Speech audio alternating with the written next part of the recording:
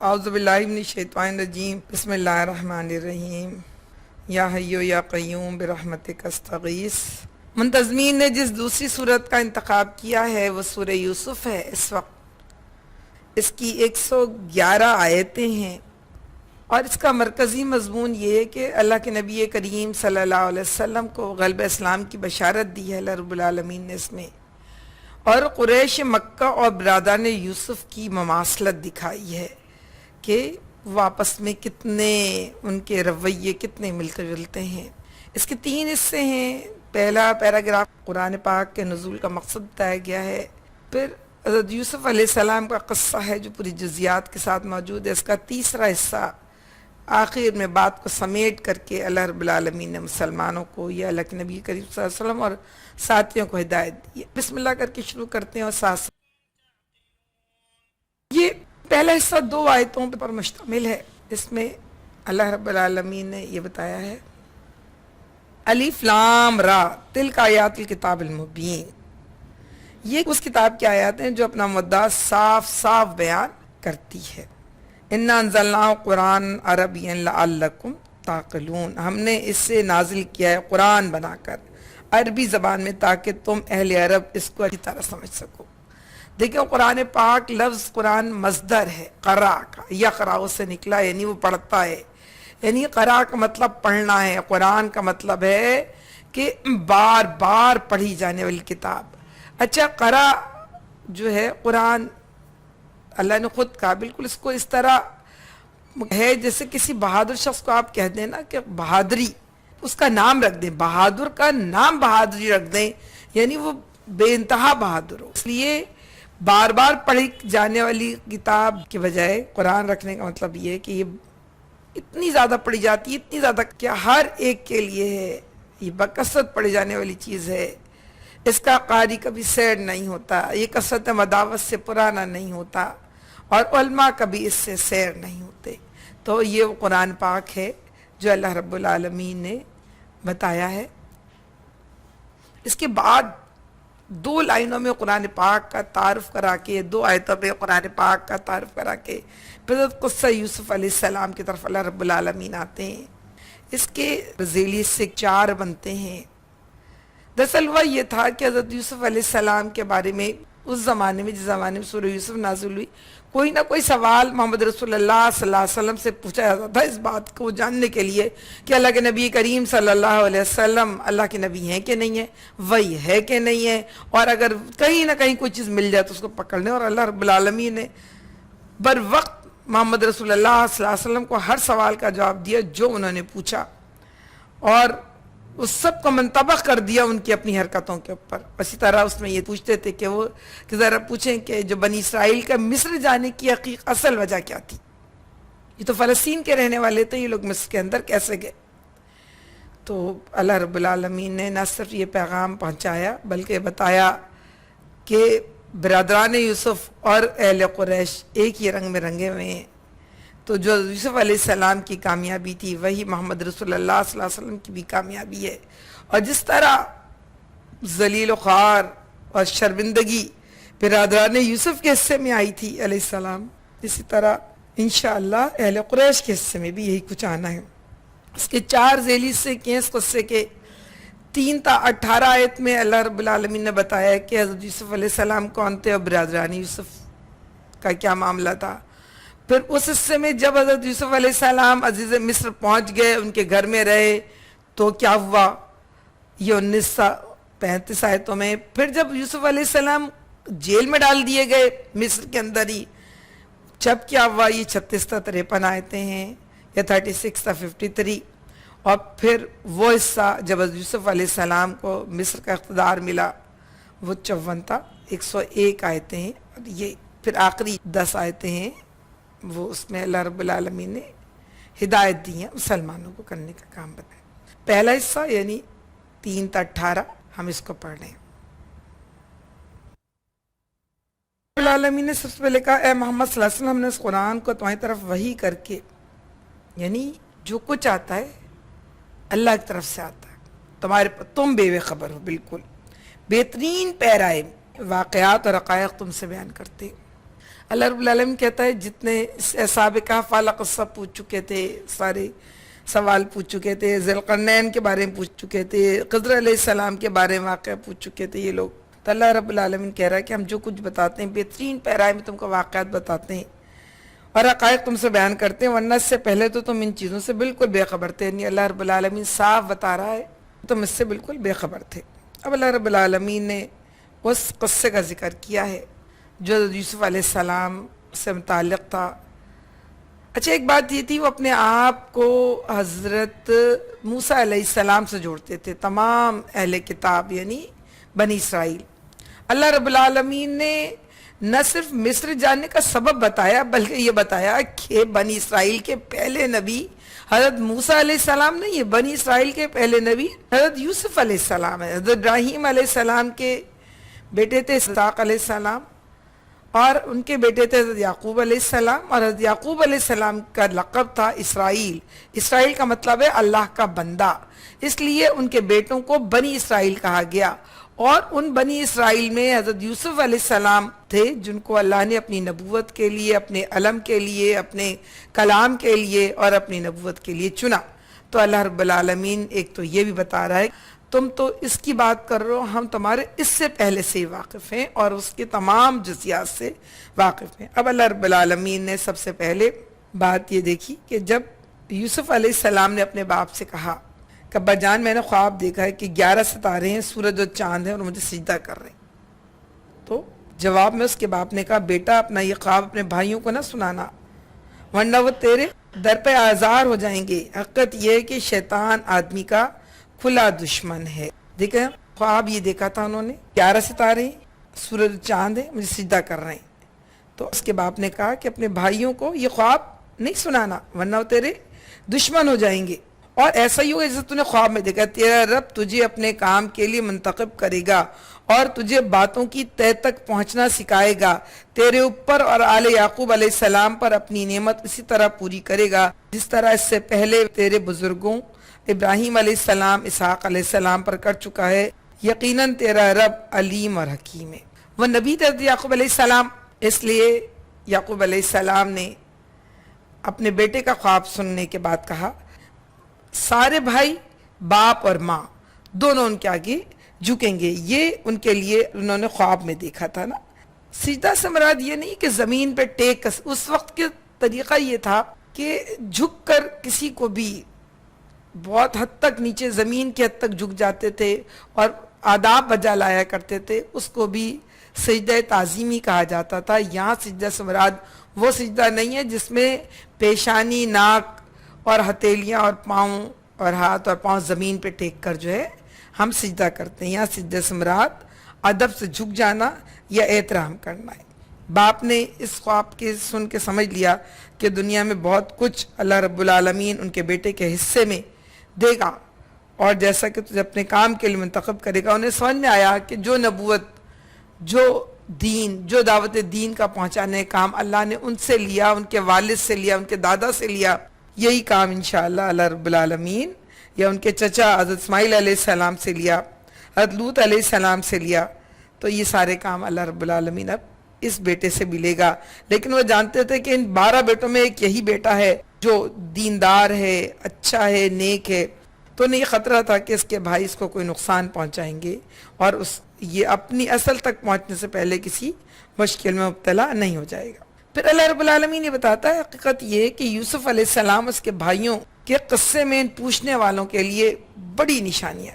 تو جو لوگ سوال کر رہے ہیں یعنی اہل کتاب اور جو ان کے کہنے پر سوال کر رہے ہیں اہل قریش، ان سب کے بارے میں اللہ رب العالمین کہہ رہا ہے اس کے اندر ہر ایک کے لیے نشانی ہے. ہر ایک کو یہ ایک آئینہ ہے جس آئینے میں ہر ایک کو اپنی شکل نظر آئے گی اور تم دیکھنا تمہاری شکل کہاں دکھتی ہے اور ان کی شکلیں کہاں دکھتی ہیں اور پوچھنے والوں کی اور دلیل مانگنے والوں کی شکل کہاں دکھتی ہے. قصے کو اللہ رب العالمین آگے بڑھاتا ہے. قصہ یوں شروع ہوتا ہے کہ اس کے بھائیوں نے آپس میں کہا یہ یوسف علیہ السلام اور اس کا بھائی دونوں ہمارے والد کو ہم سب سے زیادہ محبوب ہیں، ہم ان کا ایک پورا جتھا ہیں. سچی بات یہ کہ ہمارے ابا جان بالکل ہی بہک گئے.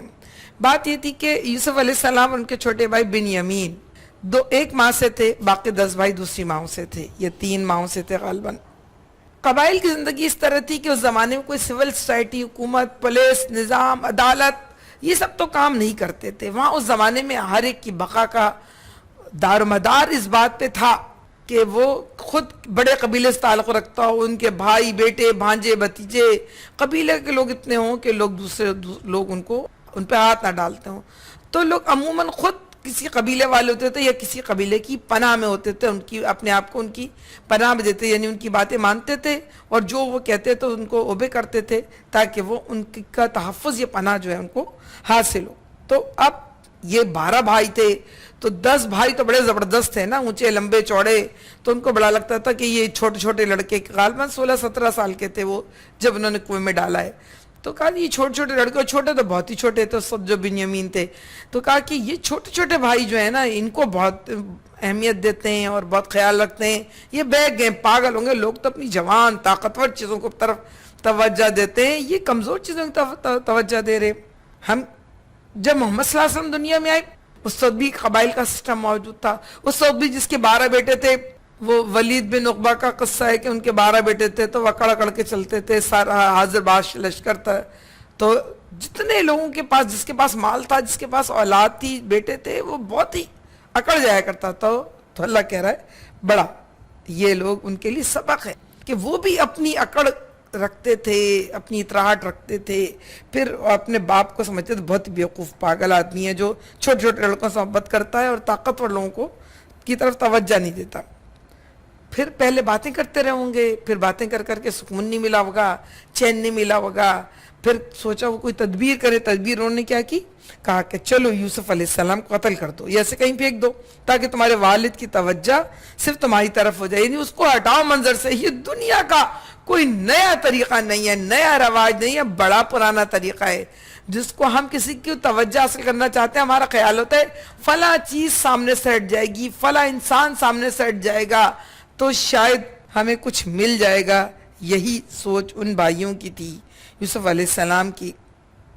انہوں نے اتنی بڑی سی کی بات کہی، ان کا صرف یہ کام کر لینے کے بعد پھر نیک بن رہے ہیں. ان کو یہ بات معلوم تھی کہ وہ انتہائی خراب کام کرنے جا رہے ہیں، قتل جیسا کام کرنے جا رہے ہیں جس میں وہ گناہگار تھے. تو وہ بھی خانوادہ ابراہیم علیہ السلام سے تھے نا، تھے تو وہ بھی حضرت یعقوب علیہ السلام کے بیٹے، اور تھے تو وہ بھی حضرت اسحاق علیہ السلام کے پوتے تھے. ایک نبی کے پر پوتے تھے، ایک نبی کے پوتے تھے، ایک نبی کے بیٹے تھے. پھر وہ کسی اپنے بھائی کو قتل کرنے جا رہے تھے.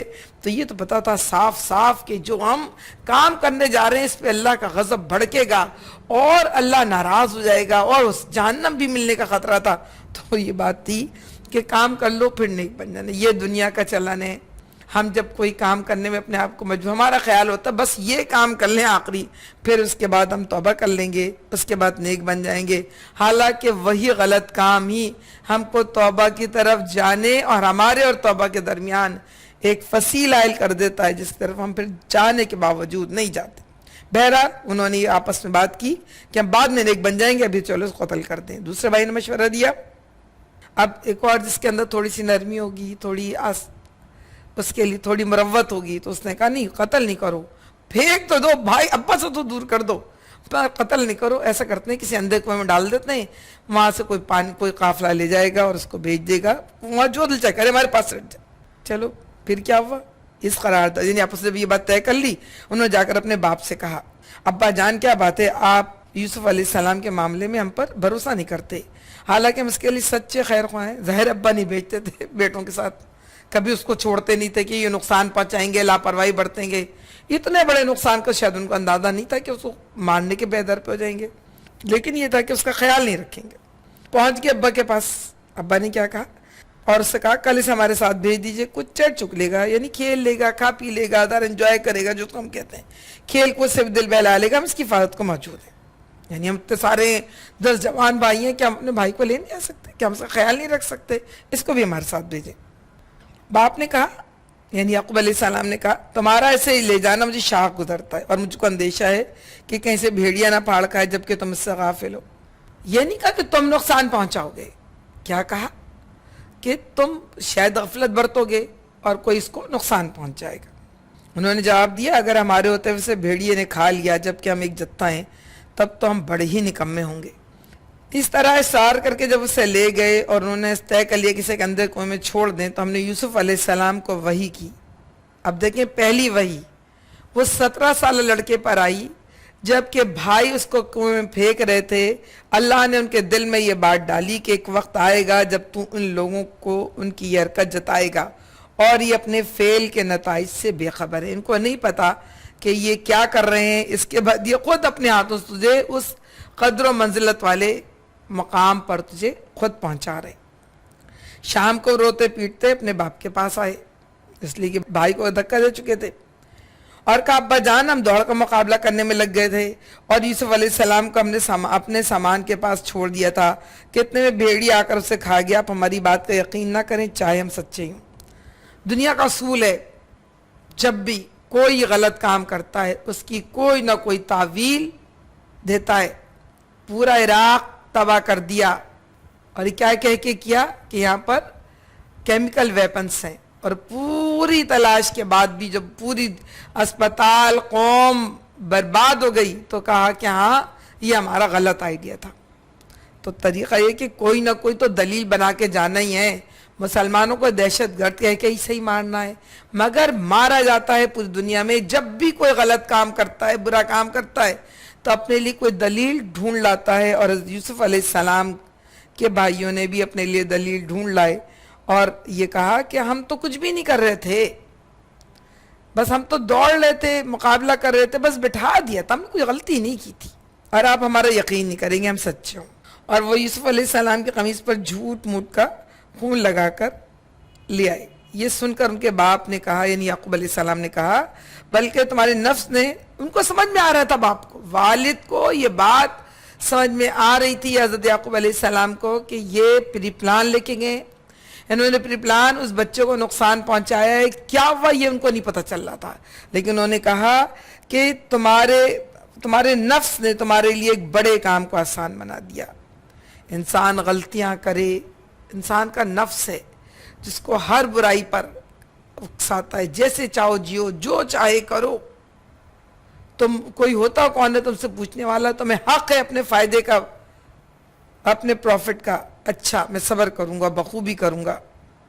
جو بات تم بنا رہے ہو اس پر اللہ ہی سے مدد مانگی جا سکتی. صبر جمیل کا مطلب ہے اچھا صبر، بہترین صبر، ایسا صبر جس میں شکایت نہ ہو، فریاد نہ ہو.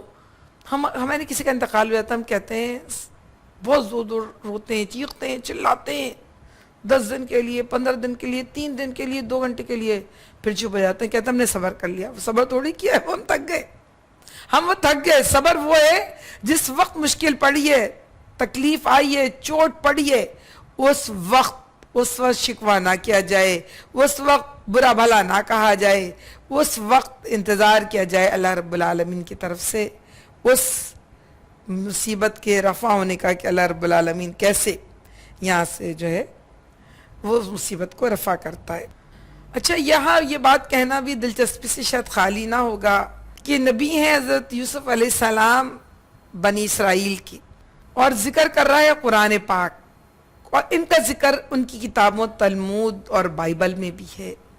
وہ اپنے نبیوں کا ذکر کیسے کرتے ہیں اور ہم ان کے نبیوں کا ذکر، ہمارے بھی نبی ہیں الحمدللہ ثم الحمدللہ، ہم ان کا ذکر کیسے کرتے ہیں؟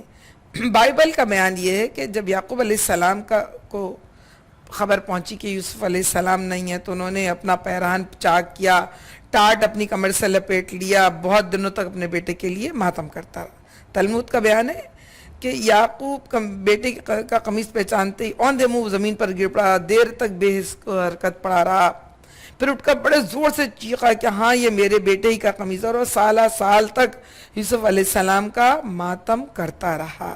آپ دیکھیے قرآن کیا کہہ رہا ہے؟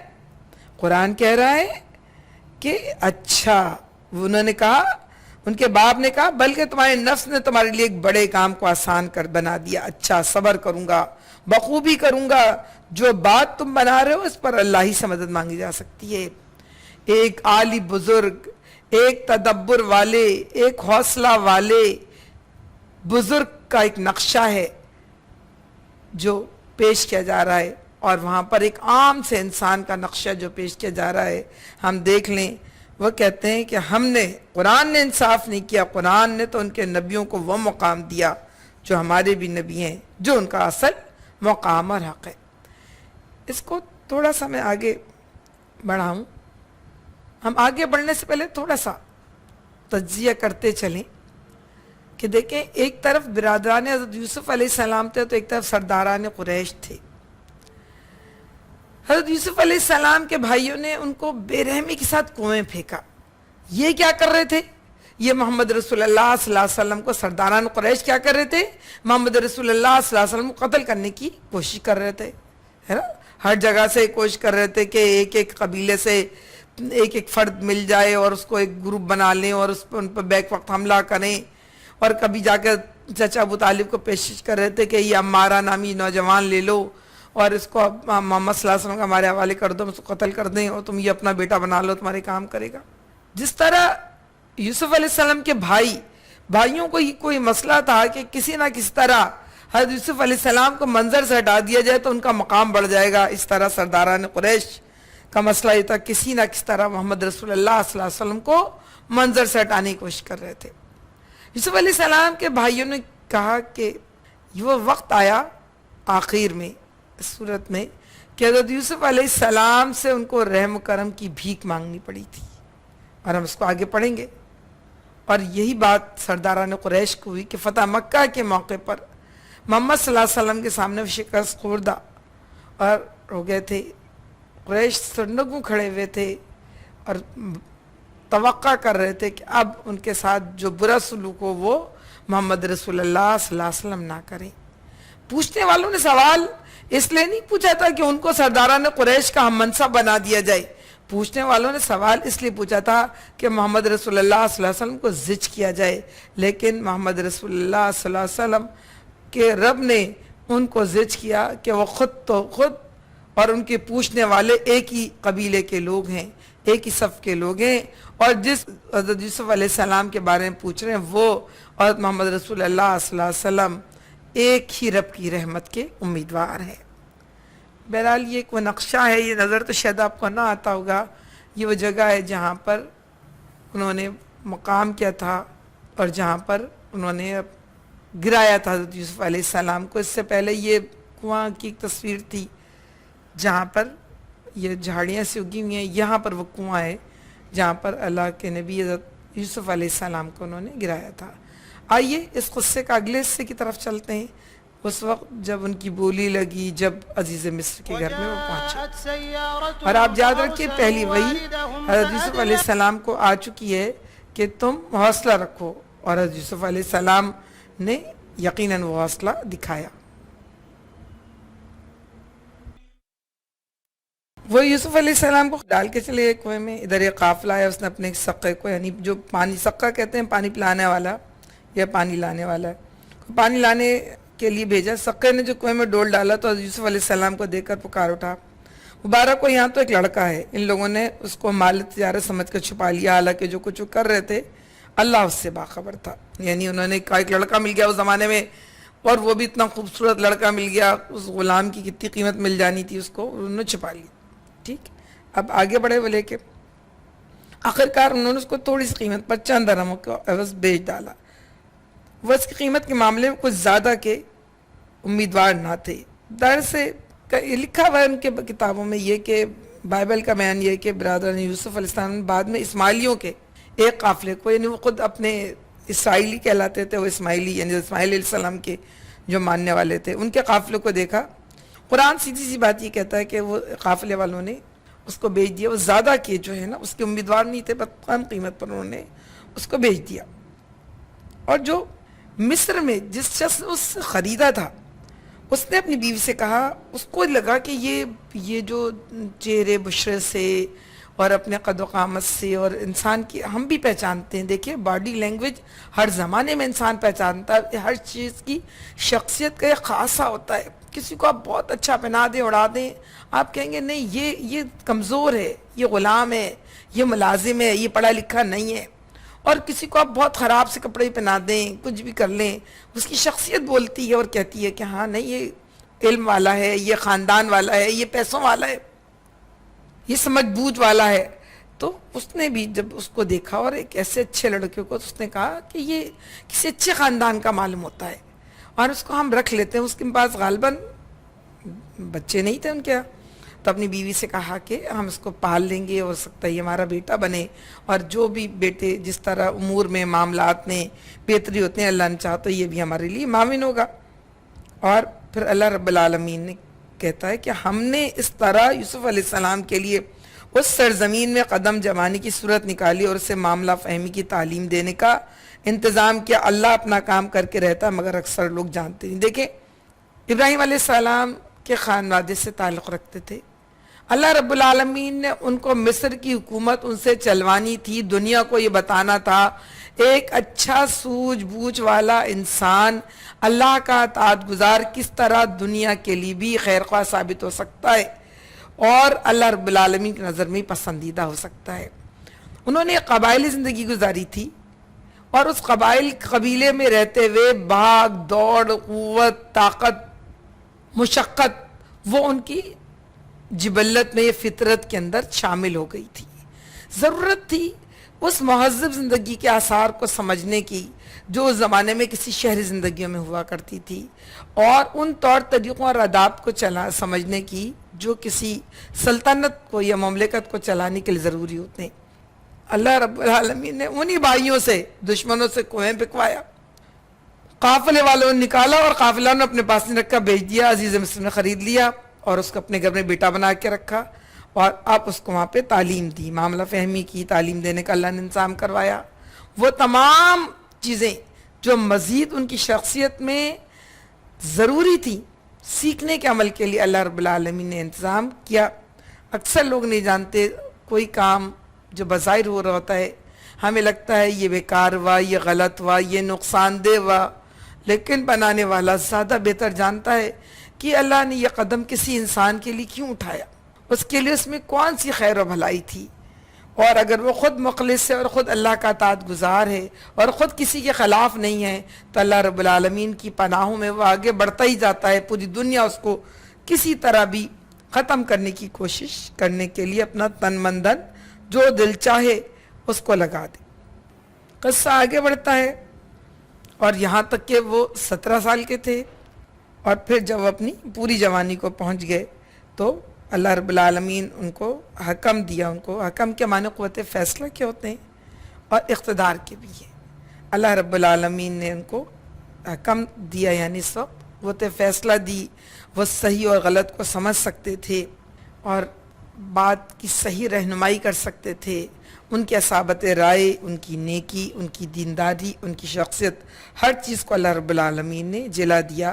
اور اللہ کہہ رہا ہے ہم نیک لوگوں کے ساتھ کو ایسے ہی جزا دیتے ہیں، یعنی دنیا میں ان کو راستہ دکھا دینا، ان کے لیے قوت فیصلہ، ان کو تمیز سکھا دینا، ان کو ان کی رہنمائی کر دینا، یہ اللہ کی طرف سے ایک بہت بڑی جزا ہے، ایک بہت بڑا انعام ہے جو اللہ اپنے نیک بندوں کو دیتا ہے کہ وہ صحیح و غلط کی تمیز میں صحیح کو پہچان سکیں، خراب اور اچھے کی تمیز میں اچھے کو پہچان سکیں اور اپنا فیصلہ، اپنی رائے صحیح جگہ، درست جگہ کو وہ استعمال کر سکیں. پھر اللہ رب العالمین اس قصے کو آگے بڑھاتا ہے کہ اب جب وہ جوان ہو گئے، حسین نکلے، خوبصورت نکلے، کہتے ہیں بہت وہ عورت، جس عورت کے وہ گھر میں تھا اس پر ڈورے ڈالنے لگی. ایک روز دروازہ بند کر کے بولی آ جا. یوسف نے کہا خدا کی پناہ، میرے رب نے تو مجھے اچھی منزلت بخشی اور میں یہ کام کروں، ایسے ظالم کبھی فلاح نہیں پایا کرتے.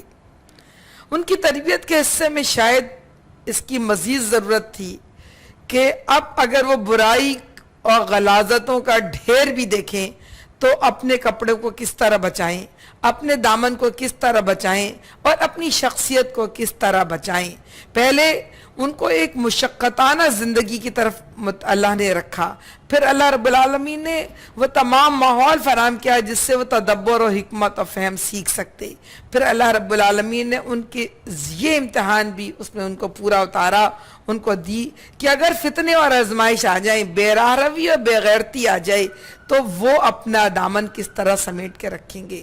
ورنہ آپ سمجھ لیجئے کسی کے پاس جوانی ہو اور اس کو پیشکش ہو اور اس پہ اس کو انعام بھی ملے اور اس کو انجوائے بھی کرے تو آج کی دنیا کے نزدیک تو شاید بڑے بیوقوف اور پاگل لوگ ہیں جو سب کچھ چھوڑ کے پتہ نہیں کون سی آخرت کے چکر میں لگ جاتے ہیں، اور سب کچھ چھوڑ کر پتہ نہیں اللہ رب استغفر اللہ معاذ اللہ کہ وہ اللہ ہوگا بھی کہ نہیں ہوگا جیسے جملے ادا کر کے، اور یا یہ کہ تو یہاں تو صورتحال یہ ہے کہ موجود نہیں ہے تو تڑپ رہے ہیں، ان کے پاس سب چیز موجود تھی اور سب چیز کرنے کے مواقع میسر تھے، مگر انہوں نے کہا کہ اللہ نے مجھے قدر و منزلت بخشی ہے، یعنی اللہ نے تاما ان کو راستہ دکھایا، اور میں ظالم نہیں بنوں گا۔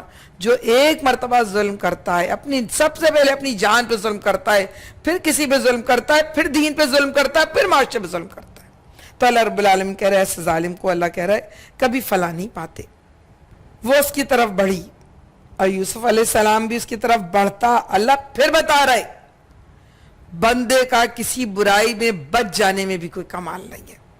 دیکھیں سب کچھ اللہ نے دیا، پاکیزہ زندگی ان کو دی، علم و حکمت دیا، دانش دیا، پاکیزہ اتوار ان کو دیے، لیکن اللہ پھر کہہ رہا ہے اس میں کمال یوسف علیہ السلام کا نہیں، اس میں کمال اللہ رب العالمین کا ہے۔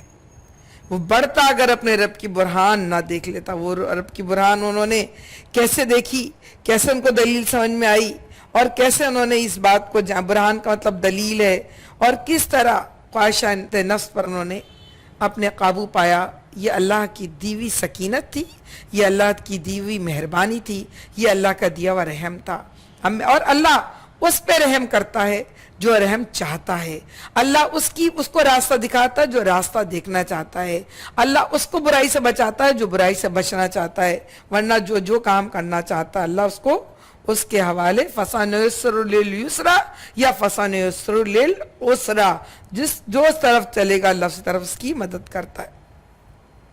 ترقیقت ہمارے چنے ہوئے بندوں میں سے تھا، اللہ نے جن کو چن لیا اپنے نبی کو، ان کو پھر اللہ نے کسی برائی میں پڑنے نہیں دیا، اور جو اللہ آج نبی نہیں ہے لیکن آج اولیاء اللہ موجود ہیں، آج بندہ خدا موجود ہیں، آج اللہ کی اطاعت کرنے والے موجود ہیں، اللہ رب العالمین آج بھی ان کی مدد کرتا ہے جو اللہ کے راستے پہ چلنا چاہیں، اور جو نہ چلنا چاہیں ان کی اللہ جس طرف وہ چلنا چاہیں اللہ رب العالمین اسی طرف ان کو مزید بڑھاتا جاتا ہے۔ یہی اللہ کا قانون ہے، یہی اللہ کا ضابطہ ہے۔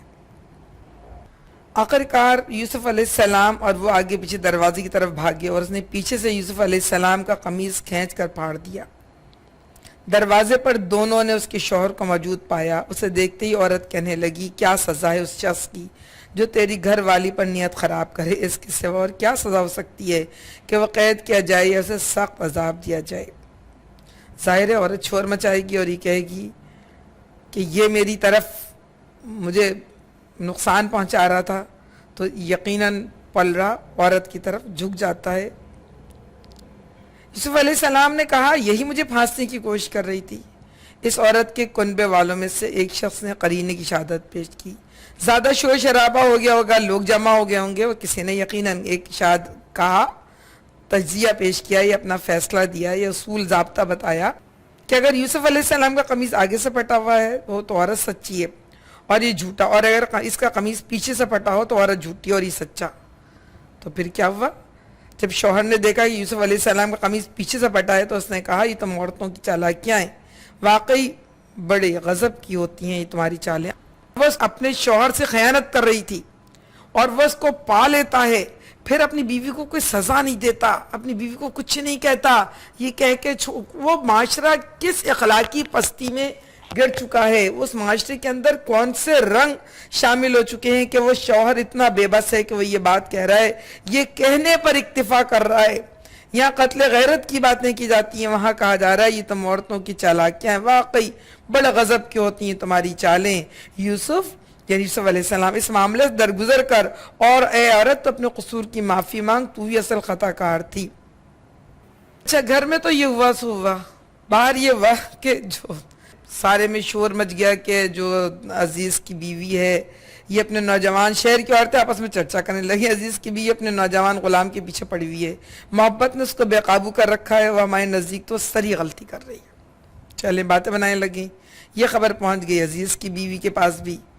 اس نے جو ان کی یہ مکارانہ باتیں سنی تو ان کو بلاوا بھیج دیا اور ان کے لیے تکیہ دار مجلس آراستہ کی اور ضیافت میں ہر ایک کے آگے ایک چھری رکھ دی. پھر عین اس وقت جب کہ وہ پھل کاٹ کاٹ کر کھا رہی تھی اس نے یوسف علیہ السلام کو اشارہ کیا کہ ان کے سامنے نکالا. جب وہ ان عورتوں کی نگاہ اس پر پڑی تو دنگ رہ گئیں, اپنے اپنے ہاتھ کاٹ لی اور اپنے ہاتھ کاٹ بیٹھی, بے ساختہ پکار اٹھی, حاشا للہ یہ شخص انسان نہیں تو کوئی بزرگ فرشتہ ہے. آپ دیکھیں وہ معاشرہ تھا تو کیسا. ایک بیوی اپنے شوہر کے ہوتے ہوئے ایک لڑکے کو بدکاری پہ آمادہ کرتی ہے, نہ پائے تو اس کو سزا دینے کی کوشش کرتی ہے, شوہر سے اس کی شکایت کرتی ہے, اس کا راز کھل جائے تو اس کا شوہر اس کو کچھ بھی نہیں کہتا اور کہتا ہے جا قصور کی معافی مانگ لو. یوسف علیہ السلام کو بھی کہتا ہے کہ تو معاف کر دے, ان کو درگزر کر. اب پورے ایک گھر کا قصہ تھا, اب پوری سوسائٹی کا نقشہ دیکھ لیجئے. آج کوئی سوسائٹی معروف نہیں ہے, کوئی ماڈرن سوسائٹی نہیں ہے آج کی. آج کی سوسائٹی میں اگر کوٹھے کھلے ہوئے ہیں, آج کی سوسائٹی میں لوگ اب فرینڈز بنا رہے ہیں, آج کی سوسائٹی میں اگر لوگ ڈیٹ پہ جا رہے ہیں تو کون سی نئی بات ہے. یہ تو کوئی نیا کام نہیں کر رہے, انتہائی پرانا کام کر رہے ہیں. فرعون سے بھی پرانے زمانے کی قصہ ہے کہ وہ یہ کام کرتی تھی, عیش بھی تھا, ان کے محلات دیکھیے, چیزیں بھی تھیں, محل میں بیٹھی تھیں, گاؤں تکیے لگے ہوئے تھے, قالین بچھے ہوئے تھے, پھل کاٹ کر کھا رہی تھی, اور ایک نوجوان کو دیکھ کے اتنی بے قابو ہوئی کہ اپنے اپنے ہاتھ کاٹ لی. تصور میں نہیں آتا نا, ہمیں بھی ابھی تصور میں نہیں آتا. ہم بہت سارے خوبصورت مرد اور خوبصورت عورتیں دیکھتے ہیں, مگر اتنی پاگل عورتیں تھیں. مگر وہ ان کی اس معاشرے کا ایک منظر ہے, اس معاشرے کی ایک عکاسی ہے. عزیز کی بیوی نے کہا دیکھ لیا, یہ ہے وہ شخص جس کے معاملے میں تم مجھ پر باتیں بناتی تھی. اب دیکھو, پہلے ایک عورت پڑی ہوئی تھی, اب اتنی عورتیں پڑ گئیں. بے شک میں نے سے علانیہ عورتوں کی محفل میں ایک عورت اپنے جرم کا اقرار کر رہی ہے. بے شک میں نے اسے رجھانے کی کوشش کی تھی مگر یہ بچ نکلا. اگر یہ میرا کہنا نہ مانے گا تو قید کیا جائے گا, بہت دلیل و قہر ہوگا. اللہ وہ خبر بھی سنا رہا ہے کہ اس نے چیلنج کر لیا کہ یا تو اس کو بد کرداری کرنی ہوگی یا بے راہ روی کرنی ہوگی. یعنی اس عورت کو پتہ ہے اس کی بے خوفی اور نڈر پنا, تو دیکھیں کہ اس کو شوہر واقف ہو چکا ہے, اس کو پتہ ہے کہ یہ لڑکا میرے کہنے میں نہیں آ رہا, پھر بھی پورے اعلان محلے میں اعلان کر رہی ہے کہ میں اس کو میرا کہنا ماننا ہوگا ورنہ تو میں اس کو قید کرواؤں گی اور وذیل القوار کروں گی. یوسف علیہ السلام تک بھی ظاہر ساری باتیں پہنچی. ان کہا اے میرے رب, ایک ایسا نوجوان جس کے پیچھے ساری عورتیں پڑ جائیں, اور اس کے لیے کوئی اور تو کہتا پانچوں گھی میں سر کڑھائی میں, مگر یوسف علیہ السلام کیا کہہ رہے ہیں, اے میرے رب قید مجھے منظور ہے بنسبت اس کے کہ میں وہ کام کروں جو یہ لوگ مجھ سے چاہتے ہیں, اور اگر تو نے ان کی چالوں کو مجھ سے دفع نہ کیا تو میں ان کے دام میں پھنس جاؤں گا اور جاہلوں میں شامل ہو کر رہوں گا. اب یوسف علیہ السلام کو دیکھیں, بقول دنیا کے سارے عیش, سارے مزے, ساری عیاشیں چھوڑ کر انہوں نے اپنے رب کی پناہ مانگی کہ اے رب مجھے بچا لے, اس کے بجائے کچھ بھی کر دے, ان عورتوں سے مجھے بچا لے. اللہ نے بچا لیا, اس کے رب نے اس کی دعا قبول کی اور ان عورتوں کی چالیں اس سے دفع کر دیں. بے شک وہی ہے جو سب کی سنتا اور جانتا ہے. وہ کس طرح دفع کی, ان لوگوں کو کیا سوجی, اب سارے گھروں کے مردوں کو خبر پہنچ گئی کہ ان کی عورتیں بگڑ گئی ہیں. ایک شوہروں والیاں, بھائیوں والیاں, باپوں والیاں ایک آدمی کے پیچھے, ایک لڑکے کے پیچھے پاگل ہو گئی تھیں. ظاہر بات ہے جب ایک عزیز کی بیوی کا قصہ نہیں رکا تو ان اتنی عورتوں کا قصہ کیسے رک سکتا ہے. چرچا ہو گیا. ایک انہوں نے ان لوگوں کو یہ سوجی, پھر کیا کیا انہوں نے, آیت نمبر 35 کہتی ہے ثم بدا لهم من بعد ما راوا الآیات لیسجننہ حتی حین. پھر ان لوگوں کو یہ سوجی کہ ایک مدت کے لیے اسے قید کر دیں, حالانکہ وہ اس کی پاک دامنی اور خود اپنی عورتوں کے برے اتوار کی سری نشانیاں دیکھ چکے تھے. یہ بھی ایک وتیرہ ہے کہ آپ دوسرے پہ اتنا ظلم کرو کہ آپ کا عیب چھپ جائے. عیب ان کی بیویوں میں تھا, عیب ان کی عورتوں میں تھا, سزا انہوں نے حضرت یوسف علیہ السلام کو دی. اگر آج اس طرح کے لوگ الزام لگاتے ہیں, کوئی کہتا ہے بہت ساری باتیں میں کہنا نہیں چاہتی, کوئی ننگا ناچتا اور کہتا دیکھتے کیوں میری طرف, اور وہ ارے اپنی طرف دیکھو, تم دوسروں کی طرف کیوں دیکھ رہے ہو. اپنے لیے دلیل لانا, اپنی ہر بات کو جسٹیفائی کرنا اور اللہ کے ہر حکم کو رد کر دینا, یہ آج کا کوئی نیا شیوا نہیں ہے, یہ پہلے کا پرانی یہ بے راہ روی, یہ بے غیرتی, یہ بے حیائی. سوشل میڈیا نہیں تھا تو کیا ہوا, ٹی وی نہیں تھا تو کیا ہوا, انٹرنیٹ نہیں تھا تو کیا ہوا. اس زمانے میں جو وسائل ان کے مہیا تھے اس لحاظ سے پورے شہر میں اور پورے ملک میں چرچا ہو گیا کہ کوئی ایک نوجوان ہے جس پہ ان روسا اور عمرہ اور بیوروکریسی کی عورتیں جو ہیں پیچھے پڑی ہوئی ہیں. تو ان سب کو انہوں نے کوئی سزا نہیں دی, بلکہ کیا کیا, حضرت یوسف علیہ السلام کو قید کے اندر ڈال دیا, حالانکہ وہ ان کی سری نشانیاں دیکھ چکے تھے. یعنی آپ سمجھ لیجئے کہ درقت یوسف علیہ السلام کی اگر یہ اخلاقی فتح تھی تو ان کے پورے اپر کلاس کی شکست کا, ان کی تمدن کی شکست کا اعلان تھا کہ وہ اپنی عورتوں کو اپنے گھروں میں محفوظ نہیں رکھ سکتے, وہ سازش سے نہیں بچا سکتے. اور اس قصے کو ساری دنیا میں مشہور ہونے کے بعد انہوں نے پھر بھی اعلان حضرت یوسف علیہ السلام کی سزا دی.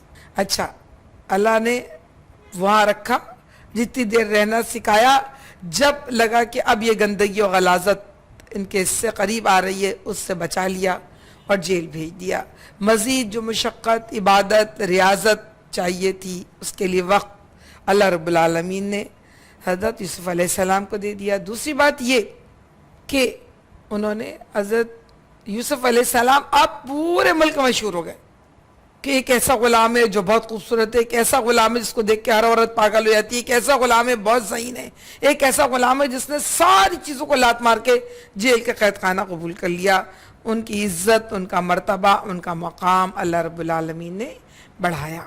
ہم آگے بڑھنے سے پھر تھوڑا سا ایک تجزیہ کرتے چلتے ہیں کہ دو طرح کے کردار ہیں, ایک اہل ایمان کا کردار ہے, ایک اہل دنیا ہے. اور ایک اہل ایمان میں یعقوب علیہ السلام ہے جو اپنے بیٹے پر صبر کر رہے ہیں, اپنے بیٹوں کو کچھ بھی نہیں کہہ رہے, خاموش ہیں, انتظار کر رہے ہیں کہ جب تک کوئی چیز صریح طور پر واضح نہ ہو جائے وہ کوئی فیصلہ نہ کریں. ایک طرف یوسف علیہ السلام ہے, ہر طرح کی عیاشیاں چھوڑ کر وہ اپنے رب کی کے احکامات سے, رب کی برہان سے چمٹے ہوئے اللہ تعالیٰ کی بندگی اور آخرت پر یقین یہ رکھ رہے ہیں. دوسری طرف برادران یوسف تھے, پھر آگے بڑھیے, ان کو پتا تھا کہ وہ اپنے ابا اس سے چاہتے ہیں, وہ اگر اس کو عزیز رکھتے یہ بھی ابا کے نزدیک اہل عزیز ہو جاتے, مگر انہوں نے مقابلہ کیا, اس کو دور ہٹانے کی کوشش کی اور ابا کی نظر سے اور دور ہو گئے. دوسری طرف قافلہ تجار تھا, ان کو ایک لڑکا مل ہی گیا تھا اور جس کو انہوں نے پہچان ہی لیا تھا کہ حاشا للہ انتہائی خوبصورت لڑکا ہے, انتہائی وہ اس کے گھر بھی پہنچا سکتے تھے, وہ اس کے ماں باپ تک بھی پہنچا سکتے تھے. نہیں, انہوں نے کیا کہ بہت کم قیمت لے کر اس کو بیچ دیا. کیا اس سے میں آیا ہوگا, یہ ایک الگ, ہر ایک کو ایک موقع ملتا ہے. پھر تیسرا کردار اہل دنیا میں عزیز مصر کا, اس کی بیوی کا, بیگمات مصر کا اور حکام مصر. عزیز مصر کو پتا تھا اس کی بیوی بد کردار ہے, مگر اس نے بیوی کو سزا نہیں دی, بیوی کو چھوڑ دیا. اس کو پتا تھا اس کی بیوی ساری عورتوں کو بلا کے پھر ایک اور نئی محفل جمانے جا رہی ہے, مگر اس نے کرنے دیا, اس کو منمانی کرنے دی. اس کی بیوی ایک اس کے لیے موقع تھا. دیکھیں اللہ نے اس کو موقع دیا تھا, اگر یوسف علیہ السلام بادشاہ بنتے, بادشاہ تو نے بننا ہی بننا تھا, تو وہ ان کی مربی کہلاتی, ان کی ماں کہلاتی, ان کی مخلصہ کہلاتی, اس کو بھی تاج ملتا. لیکن انہوں نے پوری دنیا میں رسوائی, کچھ کہا ہونا کہا, پوری دنیا میں رسوائی کا تاج اس کی بیوی کے حصے میں آیا. اس نے عزت کی چیز چھوڑ کے ذلت کی. بیگمات مصر بجائے اس کے کہ اس کو سمجھاتی, خود بھی اپنے اپنے ہاتھ کاٹ بیٹھی. پھر حکام مصر, انہوں نے اپنی عورتوں کے برے اطوار دیکھنے کے باوجود پھر بھی جو ہے انہوں نے کس کو سزا دی, حضرت یوسف علیہ السلام کو. اس کی وجہ کیا تھی؟ دراصل وہ دنیا پرستی کر رہے تھے. یہ سب ان کے نزدیک کلا بل تحبون العاجلہ وتذرون الاخرہ, تم جلدی حاصل ہو جانے والی چیز دنیا سے محبت کرتے ہو اور آخرت کو بھول جاتے ہو. یہی وجہ تھا کہ ان کا کردار یہ بنا اور اہل ایمان کا کردار ان سے کتنا مختلف ہے. قصہ یوسف علیہ السلام کے اگلے حصے کی طرف آتے ہیں. اللہ رب العالمین نے یوسف علیہ السلام جب قید میں تھے اس صورتحال کو بتایا ہے. اب قید خانے سے نکل کر جب دوبارہ اپنی حکومت تک پہنچے ہیں وہ کیسے. پہلی بات یہ کہ قید خانے میں ان کے ساتھ 2 غلام اور بھی داخل ہوئے. ایک روز ان میں سے ایک نے اس سے کہا کہ میں نے خواب دیکھا ہے کہ میں شراب کشید کر رہا ہوں. دوسرے نے کہا میں نے دیکھا میرے سر پر روٹیاں رکھی ہیں، پرندے ان کو کھا رہے ہیں. دونوں نے کہا ہمیں اس کی تعبیر بتا دیجیے، ہم دیکھتے ہیں آپ ایک نیک آدمی. یعنی قید خانے میں تھے، جب قید میں ڈالے گئے ساری دنیا جانتی تھی کہ یہ بے قصور ڈالے گئے. ان کا حلم، ان کی نیکی، ان کا علم، ان کا قوت فیصلہ، ان کے صابت رائے اور تدبر سے دنیا مانوس بھی تھی اور اس کا اعتراف بھی کرتی تھی. اور یہی وجہ ہے کہ جب ان دونوں قیدیوں نے خواب دیکھا تو دونوں نے اپنا اپنا خواب کی تعبیر پوچھنے کے لیے یوسف علیہ السلام کے پاس آئے. یوسف علیہ السلام نے انہیں جواب دیا کھانے کا وقت پہ، جب کھانا تمہیں ملتا ہے کہ تو کل جب کھانا ملے گا تو اس سے پہلے تم میرے پاس آنا، میں تمہیں ان کے خوابوں کی تعبیر بتا دوں گا. اب پھر یہ کہا کہ یہ علم ان علوم میں سے ہے جو میرے رب نے مجھے عطا کیے ہیں. واقعہ یہ کہ میں ان لوگوں کا طریقہ چھوڑ کر جو اللہ پر ایمان نہیں لاتے اور آخرت کا انکار کرتے ہیں، اپنے بزرگوں ابراہیم علیہ السلام، اسحاق علیہ السلام، یعقوب علیہ السلام کا طریقہ اختیار کیا ہے. ہمارا یہ کام نہیں ہے کہ اللہ کے ساتھ کسی کو شریک ٹھہرائیں. در حقیقت یہ اللہ کا فضل ہے ہم پر اور تمام انسانوں پر کہ اس نے اپنے سوا کسی کا بندہ ہمیں نہیں بنایا، مگر اکثر لوگ شکر نہیں کرتے. دیکھیں یہ پہلا موقع ہے جب حضرت یوسف علیہ السلام اپنی حقیقت کو واضح کر رہے ہیں، ورنہ تو وہی تو اللہ نے اس وقت بھی کر دی تھی جب وہ کنویں میں ڈالے جا رہے تھے کہ تم کو میں بچاؤں گا اور یہ تم بڑے آدمی بنو گے. لیکن انہوں نے کبھی اس کا اظہار کس سے نہیں کیا. اتنی دیر وہ عزیز مصر کے گھر رہے، وہ اتنا سارا واقعہ ہو گیا اور پھر انہوں نے جیل میں ڈال دیا اور کئی سال وہ جیل میں بھی رہے، پھر بھی انہوں نے یہ بات نہیں بتائی. اب جب قیدیوں نے خواب کی تعبیر پوچھی اور یقیناً اللہ رب العالمین نے وہی ان کو معلوم ہوگا، انہیں اندازہ ہوگا کہ یہی اب ان کے آگے بڑھنے کا وقت ہے، راستہ ہے، تو اس وقت انہوں نے نہ صرف اپنی بات بھی بتائی اور پھر دعوت تبلیغ بھی کی. اپنی بات کیا بتائی؟ انہوں نے بتایا کہ یعنی میرے بزرگ ابراہیم علیہ السلام، اسحاق علیہ السلام اور یعقوب علیہ السلام کا طریقہ اختیار کیا ہے. یعنی اس کا مطلب ہے جو بھی ارد گرد کی دنیا تھی وہ اس بات سے واقف تھی کہ حضرت ابراہیم علیہ السلام دعوت اللہ کے لیے اٹھے تھے اور اس کے بعد اس کام کو ان کے بچوں نے جاری رکھا تھا اور ان کے خانوادے سے تعلق رکھنے والے، یعنی ان کا نام اتنا معروف تھا کہ حضرت یوسف علیہ السلام نے ان کا نام لیا. یہ بات تو عزیز مصر سے بھی کہہ سکتے تھے کہ میں تو ابراہیم علیہ السلام کا پرپوتا ہوں، میں تو اسحاق علیہ السلام کا پوتا ہوں، میں تو یعقوب علیہ السلام کا بیٹا ہوں.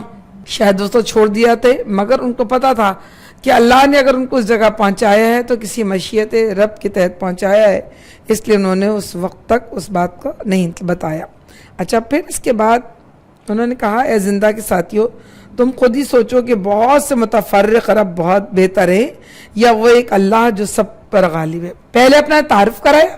دیکھیں تعارف کے لیے انہوں نے اس موقع کا انتظار کیا، کوئی کام وقت سے پہلے نہیں کیا، موقع کا انتظار کیا.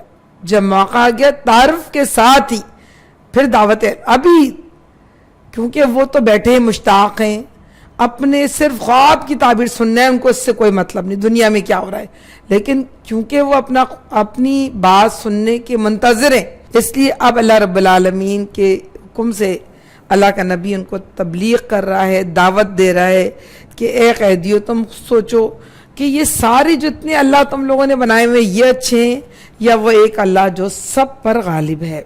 اس کو چھوڑ کر تم جن کی بندگی کر رہے ہو وہ اس کے سوا کچھ نہیں ہے کہ بس چند نام ہیں جو تم نے اور تمہارے آباء و اجداد نے رکھ لیے ہیں. اللہ نے ان کے لیے کوئی سند نازل نہیں کی. فرما روائی کا اقتدار اللہ کے سوا کسی کے لیے نہیں ہے. اسی کا حکم ہے کہ خود اس کے سوا تم کسی کی بندگی نہ کرو. یہی ٹھیک سیدھا طریقہ زندگی ہے، مگر اکثر لوگ جانتے نہیں ہیں. ٹھیک سیدھا طریقہ زندگی یہی ہے. کیا ہے کہ تم صرف ایک اللہ کی بات کرو، اللہ کی فرما روائی کو مانو، اللہ کے احکامات کو مانو. باقی دنیا میں جن جن لوگوں نے اپنی مرضی کے احکامات جاری کیے ان احکامات کو نہ مانو. اللہ کے نبی حضرت یوسف علیہ السلام نے اس وقت تبلیغ کی اور تبلیغ کو پھر آگے بڑھایا. انہوں نے جب ان کو یہ ایک اللہ کی اطاعت پر متوجہ کر لیا اور تمام باطل خداؤں کو غلط قرار دے دیا، اس کے بعد پھر ان کو تعبیر بھی بتا دی۔ تعبیر کیا بتائی؟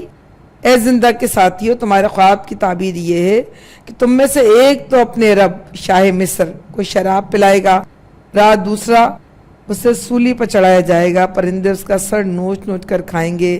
فیصلہ ہو گیا اس بات کا جو تم پوچھ رہے تھے۔ اپنی دعوت پہنچانے کا موقع انہوں نے حضرت یوسف علیہ السلام نے خود نکالا، اور پھر اس کے بعد انہوں نے اس خواب کی تعبیر جو ہے وہ انہیں بتا دی۔ پھر ان میں سے جس کے متعلق خیال تھا کہ وہ رہا ہو جائے گا، اور اس سے یوسف علیہ السلام نے کہا اپنے رب شاہ مصر سے میرا ذکر کرنا، مگر شیطان نے اسے ایسا غفلت میں ڈال دیا کہ وہ اپنے رب یعنی شاہ مصر سے اس کا ذکر کرنا بھول گیا، اور یوسف کئی سال قید خانے میں پڑا رہا۔ یعنی اس تعبیر کو بتائے ہوئے بھی خاصا وقت گزر گیا، اور وہ اچھا رب کا مطلب بندگی کرنا، رب کا مطلب پرستش کرنا، اطاعت کرنا، غلامی کرنا، تو یہاں پر رب جو ہے اس معنی میں ان کے لیے استعمال ہوا ہے کہ وہ اس کی غلامی کرتے تھے، اس کی پرستش کرتے تھے، اس کے آگے پیچھے پھرتے تھے، تو وہ ان کا دنیاوی لحاظ سے ان کا رب تھا۔ اللہ نے اس بات کو آگے اس طرح بڑھایا ہے۔ پھر ایک وہ وقت آیا، کئی سال گزر گئے کہ ایک روز بادشاہ نے کہا میں نے خواب میں دیکھا ہے کہ 7 موٹی گائیں ہیں جن کو 7 دبلی گائیں کھا رہی ہیں، اور اناج کی 7 بالیں ہری ہیں، دوسری 7 سوکھی۔ اے اہل دربار، مجھے اس خواب کی تعبیر بتاؤ اگر تم خوابوں کا مطلب سمجھتے ہو۔ اچھا، جو تعبیر بتائی تھی کہ ایک پھانسی پہ چڑھا دیا گیا تھا یا سولی پہ لٹکا گیا تھا، اور ایک رہا ہو گیا تھا، اور رہا وہ بادشاہ کا خادم تھا، دونوں ایک نان بائی تھا، اس کے بارے میں یہ لکھا ہے تلمود میں اور بائبل میں کہ اس نے روٹیاں پکائی تھی تو اس کے آٹے میں کہیں سے کنکر آ گیا تھا، تو اس لیے اس کو بادشاہ نے قید میں ڈال دیا تھا۔ اور ایک جو ساقی تھا جو شراب پلاتا تھا سب کو، تو اس نے کوئی گڑبڑ کی تھی تو اس کو بھی قید میں ڈالا تھا، تو ایک کو رہا ہو گیا، بادشاہ نے اس کو ساقی کو معاف کر دیا اور اس کو رہا ہو گیا، اور وہ جو دوسرا تھا اس کو سزا ہو گئی، سولی پہ لٹک گیا۔ اب اس کو زیادہ یقین ہو گیا، بلکہ جن لوگوں نے تعبیر سنی تھی ان کو بھی یقین ہو گیا کہ ہاں جو بات یوسف علیہ السلام کہتے ہیں بالکل سچی ہوتی ہے۔ لیکن وہ گیا اور دوبارہ سے اپنی پرانی ڈیوٹی پر مقرر ہو گیا، بلکہ شاید اس کی ترقی بھی کر دی گئی تو وہ بھول گیا۔ پھر وہ وقت آیا جب بادشاہ نے خواب دیکھا، اپنے درباریوں کو جمع کر لیا اور سب سے کہا کہ تعبیر بتاؤ۔ لوگوں نے کہا یہ تو پریشان خوابوں کی باتیں، ہم اس طرح کے خوابوں کا مطلب نہیں جانتے۔ ظاہر ڈر گئے لوگ کہ کہیں کوئی غلط بات کہیں گے تو کوئی نقصان نہ ہو، اور ان کو سمجھ میں بھی نہیں آ رہا تھا کہ اس کا مطلب کیا ہے۔ ان 2 قیدیوں میں سے جو شخص بچ گیا تھا اس میں سے ایک مدت دراز کے بعد اب بات یاد آئی، اس نے کہا میں آپ حضرات کو اس کی تعویل بتا سکتا ہوں، مجھے ذرا قید خانے میں یوسف علیہ السلام کے پاس بھیج دیجئے۔ اس کو یقین ہو گیا کہ اس کی صحیح تعبیر بھی حضرت یوسف علیہ السلام بتائیں گے، اس لیے بادشاہ سے اجازت مانگی کہ وہ ان کو وہاں بھیج دیا جائے۔ بادشاہ نے اجازت دے دی ہوگی۔ اس نے جا کر کہا یوسف علیہ السلام اے سراپا راستی، مجھے اس خواب کا مطلب بتا کہ 7 موٹی گائیں ہیں جن کو 7 دبلی گائیں کھا رہی ہیں، اور 7 بالیں ہری ہیں اور 7 سوکھی، شاید کہ میں لوگوں کے پاس واپس جاؤں اور شاید کہ وہ جان لیں، یعنی وہ جان لیں اصل خواب کو۔ تو یوسف علیہ السلام نے کہا 7 برس تک تم لوگ لگاتار کھیتی باڑی کرتے رہو گے، اس دوران میں جو فصلیں تم کاٹو ان میں سے بس تھوڑا حصہ جو تمہاری خوراک کے کام آئے نکالو، اور باقی کو اس کی بالوں ہی میں رہنے دو۔ پھر 7 برس بہت سخت آئیں گے، اس زمانے میں سب غلہ کھا لیا جائے گا جو تم اس وقت کے لیے جمع کرو گے، اگر کچھ بچے گا تو بس وہی جو تم نے محفوظ کر رکھا ہو۔ اس کے بعد پھر 1 سال ایسا آئے گا جس میں باران رحمت سے لوگوں کی فریاد رسی کی جائے گی اور رس نچوڑیں گے، یعنی خوب بارش ہوگی اور خوب فصلیں لہلہائیں گی۔ نہ صرف یوسف علیہ السلام نے موٹی اور دبلی گائیں اور فصل قحط اور اس کے وقت کا تدبیر بتائی، نہ صرف یہ بتایا کہ قحط آئے گا بلکہ یہ بھی بتایا کہ اس قحط سے نمٹو گے کیسے، اور پھر یہ بھی بتایا کہ اس کے بعد پھر تمہارے پاس اللہ کا کرم اور فصل آ جائے گا۔ بادشاہ نے کہا اسے میرے پاس لاؤ، مگر جب شاہی فرستادہ یوسف علیہ السلام کے پاس پہنچا تو اس نے کہا اپنے رب کے پاس واپس جاؤ اور اس سے پوچھ کہ ان عورتوں کا کیا معاملہ ہے جنہوں نے اپنے ہاتھ کاٹ لیے تھے، میرا رب تو ان کی مکاری سے واقف ہے، یعنی میرا اللہ تو ان کے مکاری سے واقف ہے، اور ذرا پوچھو بادشاہ سے کہ ان عورتوں کی مکاری کا کیا معاملہ تھا۔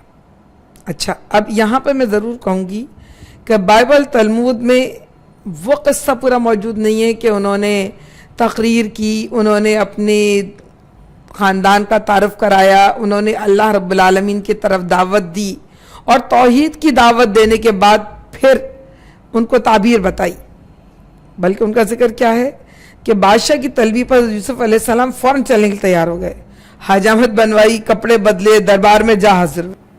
تلمود میں اس سے بھی گھٹیا صورت ہے۔ واقعہ وہ کیا انہوں نے کہا کہ بادشاہ نے جب حکم دیا اپنے کارندوں کو کہ یوسف علیہ السلام کو میرے حضور پیش کرو، اور یہ بھی کہا کہ دیکھو کوئی ایسی بات نہیں کرنا کہ لڑکا گھبرا جائے، ذرا خیال کر کے لانا، تو انہوں نے شاہی ملازموں نے یوسف علیہ السلام قید خانے سے نکالا، ان کی حجامت کروائے، ان کے کپڑے بدلوائے، دربار میں لا کر پیش کر دیا۔ بادشاہ نے اپنے تخت پر بیٹھا تھا، وہاں زرد و جواہر کی چمک دمک، دربار کی شان دیکھ کر یوسف علیہ السلام ہکا بکا رہ گیا اور اس کی آنکھیں خیرہ ہونے لگیں۔ شاہی تخت کی 7 سیڑھیاں تھی۔ قاعدہ یہ تھا کہ جب کوئی معزز آدمی بادشاہ سے کچھ عرض کرنا چاہتا تو 6 سیڑھیاں چڑھ کر اوپر جاتا اور بادشاہ سے ہم کلام ہوتا تھا، اور جب کوئی ادنا طبقے کا کوئی آدمی شاہی مخاطبہ کے لیے بلایا جاتا تو نیچے کھڑا رہتا، بادشاہ 3ری سیڑھی تک اتر کر اس سے بات کرتا۔ یوسف علیہ السلام نیچے کھڑے رہے، یعنی اور وہ نیچے اتر کر آیا۔ یعنی آپ دیکھیں قرآن کس شان سے اور کس آہن بان سے بات کر رہا ہے کہ یوسف علیہ السلام نے کہا نہیں میں ہرگز نہیں جاؤں گا، پہلے اس واقعے کی تصدیق ہو، جو مجھ پر الزام لگایا تھا، جس کے جرم میں مجھے سزا دی تھی، پہلے اس کو کلیئر کرو، پھر میں جاؤں گا۔ اور وہاں کی گفتگو سے لگتا ہے کہ وہ بہت بےتاب تھے، بھاگے چلے گئے اور تیار ہو کے، اور وہاں کے محل کی ٹھاٹ باٹ کو دیکھ کر تو بالکل ہی استغفر اللہ ربی۔ تو بہرحال قرآن اپنے نبیوں کو جس شان سے پیش کرتا ہے وہ کسی اور کتاب کا خاصہ نہیں، کیونکہ وہ انسانوں نے لکھی ہیں، یہ اللہ رب العالمین کی کتاب ہے۔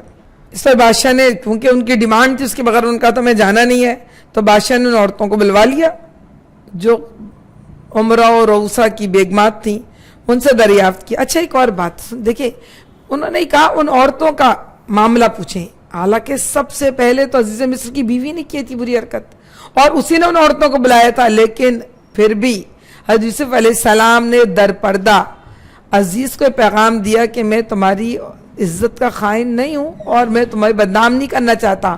انہوں نے عزیز مصر کی بیوی کا نام نہیں لیا، بلکہ ان عورتوں کا معاملہ لیا تاکہ بات کھلے بھی، تو اپنی طرف سے اس عورت کو انہوں نے بدنام نہیں کیا۔ حضرت یوسف علیہ السلام نے عزیز مصر کو یہ پیغام دیا کہ انہوں نے بدنام نہیں کیا، عورت نے ان کو بدنام کرنے اور ان کو اذیت دینے کے سارے راستے اختیار کیے، اور عزیز مصر نے بھی اپنا ووٹ اس عورت کی طرف ہی ڈال دیا تھا، اور وہی تھی جو تمام باتوں کی سرغنہ بھی وہی تھی، برائی کی دعوت دینے والی وہی تھی، عورتوں کو بلانے والی وہی تھی، اور لیکن پھر بھی حضرت یوسف علیہ السلام نے اس بات کا لحاظ رکھا کہ جس نے ان کے ساتھ خیر خواہی کی ہے اس کو، یعنی عزیز مصر کو، کوئی تکلیف اپنی ذات سے وہ نہ پہنچائیں۔ اور یہاں پہ یہی بیان ہے، میں نے درپردہ اس کی خیانت نہیں کی تھی، اور یہ کہ جو خیانت کرتے ان کی چالوں کو اللہ کامیابی کی راہ پر نہیں لگاتا۔ جو ایک اور اس میں پیغام اللہ رب العالمین نے دیا کہ جو نبی ہوتا ہے وہ خائن نہیں ہوتا، اور جس کو سیدھا راستہ اختیار کرنا ہے اور چلنا ہے، اس کو ٹیڑھے راستوں سے کوئی انعام نہیں ملنا، کوئی منزل نہیں ملنی، چاہے ٹیڑھے راستوں میں کتنی آسانیاں اور کتنی سہولتیں اور کتنی خوشیاں بظاہر دکھ رہی ہوں، لیکن نبی کا راستہ علیہ السلام کا اللہ کی اطاعت کا راستہ ہے، سیدھا راستہ ہے، سامنے راستہ ہے، خائن نہیں ہے۔ پھر حضرت یوسف علیہ السلام نے اس سے بڑھ کر ایک اور پیاری بات کہی، اور وہ یہ کہ میں کچھ اپنے نفس کی برات نہیں کر رہا، نفس تو بدی پر اکساتا ہی ہے، وما ابری نفسی ان النفس الامارہ بالسوء، نفس امارہ جو ہے یہ تو برائی پر اکساتا الا ما رحم ربی، الا یہ کہ میرا رب مجھ پہ رحم کرے، ان ربی غفور الرحیم۔ یعنی کسی بھی انسان، ایسی بات نہیں تھی کہ جب وہ عورتیں بلا رہی تھیں اور وہ بیوی ان کی بلا رہی تھی تو ان کے دل کے اندر سے اللہ نے ساری چیزیں سلب کر دی تھیں اور وہ بے حس ہو گئے تھے، ان کی مردانگی ختم ہو گئی تھی، یا عورتوں کی طرف سے رجوع کرنے کا جذبہ ختم ہو چکا تھا، وہ سینس لیس ہو گئے تھے۔ نہیں، بلکہ اللہ نے ان کے ضمیر کو اتنی طاقت دی تھی، ان کے نفس لوامہ کو اتنی طاقت دی تھی کہ اس نے بتایا کہ یہ غلط کام ہے، یہ برا کام ہے، یہ اللہ کو غصہ دلانے والا کام ہے، یہ اللہ کی ناراضگی کا کام ہے، یہ اللہ کا عذاب کا کام ہے، یہ اللہ کی خوشی کا کام نہیں ہے۔ تو بات یہ اپنے نفس کے شرور سے بچائے اور سچی بات یہ ہے کہ اللہ کا رحم حاصل کرنے والا بنائے، اور وہ جب ہی ہو سکتا ہے جب ہم اپنے نفس کو اپنے قابو میں رکھنے کے لیے کوشش کریں گے۔ اللہ رب العالمین ہمارا حامی مددگار ہو، ہمیں اپنے نفس کا تزکیہ کرنے والا بنائے اور اپنے رب کے اونچے درجات تک پہنچنے والا بنائے۔ ہم آج کی کلاس یہیں پہ روکتے ہیں، انشاءاللہ کل ہم یہیں سے شروع کریں گے۔ سبحانک اللہم و بحمدک نشہد ان لا الہ الا اللہ ونستغفرک ونتوب الیک۔ سبحان ربک رب العزت عما یصفون، سلام علی المرسلین والحمد للہ رب العالمین، آمین، لا الہ